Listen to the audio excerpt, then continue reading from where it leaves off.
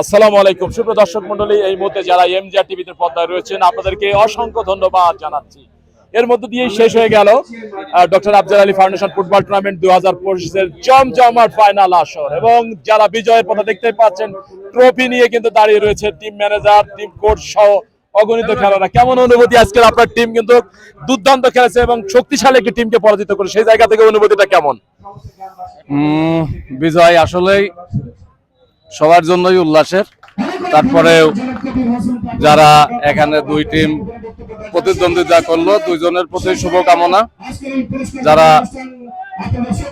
হারিয়ে গেছে আজকের ম্যাচে, তারা আগামী দিনে আরো ভালো করবে এই প্রত্যাশা।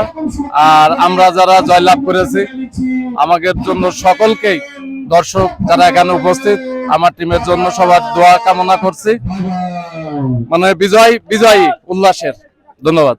কেমন অনুভূতি আপনার? আপনার দল জিতেছে।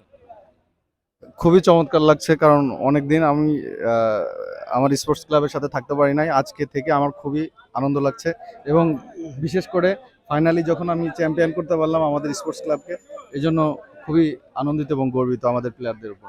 ধন্যবাদ সবাইকে, দোয়া করবেন আমাদের স্পোর্টস ক্লাবের নামে। মোহাম্মদপুর মাগুরা।